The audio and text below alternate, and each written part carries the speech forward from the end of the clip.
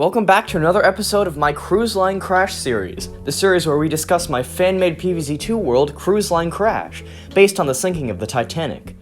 On this episode, we'll be going over some of the first zombies you'll be encountering.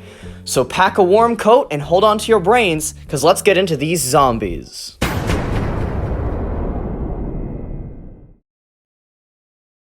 Let's start off with the basics. Literally. The basic zombies in this world are the passenger zombie, conehead passenger, and buckethead passenger, all of which actually have unique color schemes depending on their armor. Pretty cool, right? Now, Cruise Line Crash is a 5 jalapeno difficulty world, and part of that is demonstrated with the zombies. Even the basics have a unique trait in that they move 12.5% faster than normal zombies, meaning they just move a little bit quicker, but it's still a hazard that's going to be really difficult to deal with. However, they do slow back down to normal zombie speed when in water tiles. Interestingly enough, normal zombies move about 5% slower in water normally, but normal speed when they're out of the water. So even in water, these guys aren't quite as slow as other zombies in water. Overall, they're just a little faster, which makes sense. They're evacuating a sinking ship. This world also, of course, has a flag zombie, known as the flag passenger.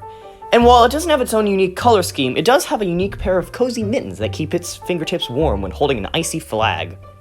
Again, it moves at the increased speed as the other zombies. Also, I should mention before it gets asked, that although it's a very icy world, none of these zombies are immune to freeze. That being said, the ice zombie, this world's first special zombie, is immune to freeze. Ice zombie carries around a bag of ice in one hand, but as soon as it encounters a body of water, its hand falls off, dropping the bag of ice into the water. That creates a 3x3 radius of freezing tiles on all water tiles around it.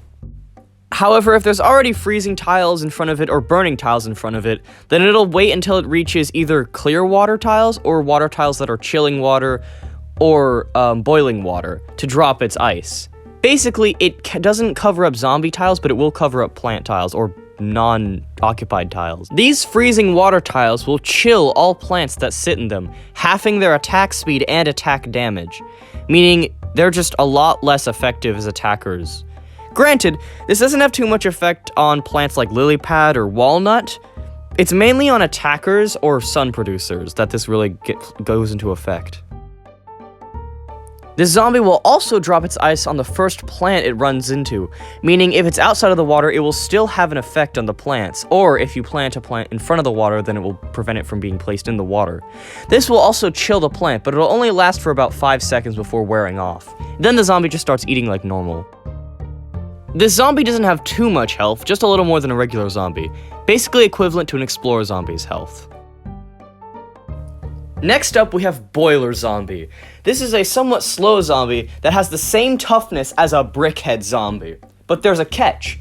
Whenever it's either defeated, frozen or chilled, or encounters a water tile,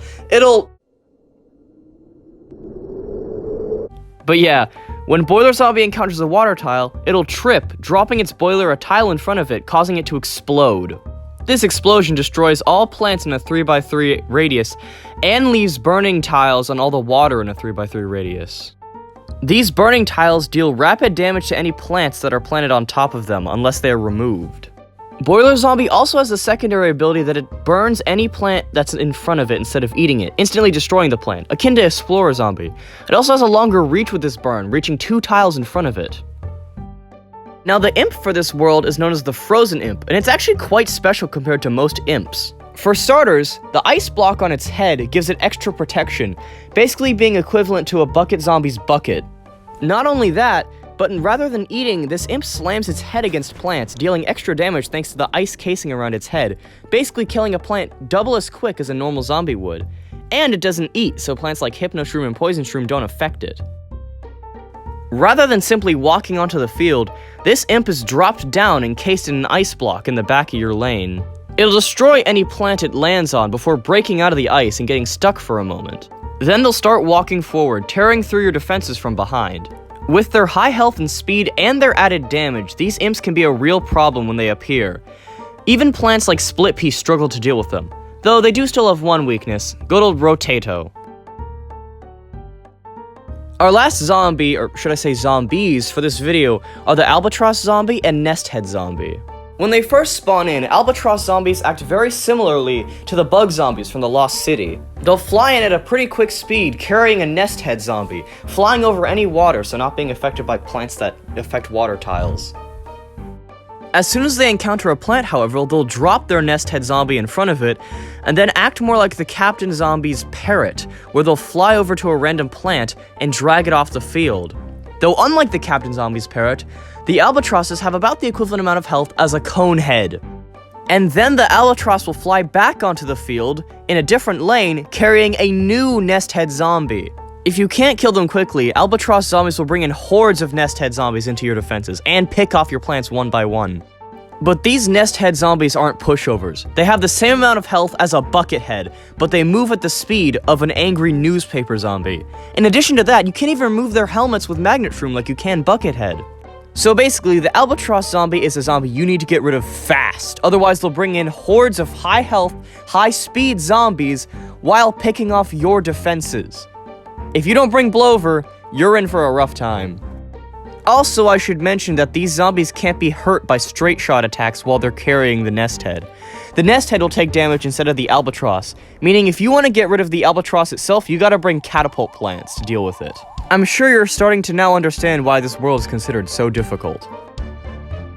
It's a constant battle for control in Cruise Line Crash. All the zombies are either fast or high health, and you gotta get rid of them quickly or they're gonna cause problems for your defenses. Not to mention, you gotta keep the environment on your side before they completely wipe your field. It's certainly difficult, and I think it's deserving of the 5 jalapeno treatment. And did I mention that this batch of zombies is the easier batch? The next zombie video will have the harder zombies in them.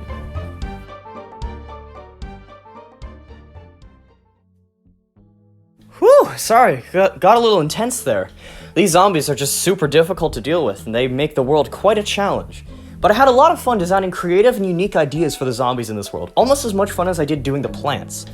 In fact, arguably more fun because I got to stay on theming and make everything fit in the theme. And you're gonna see a lot more of that in the next zombie video. But first, we'll be covering the next plants in the next episode. We're pretty much all wrapped up with the first wave of everything. This would be the first set of levels, the first half of the levels released would have these zombies and plants in them. And the second half would have the next set of plants instead of zombies in them. But we'll save that for next time. In the meantime, I'll see you guys later.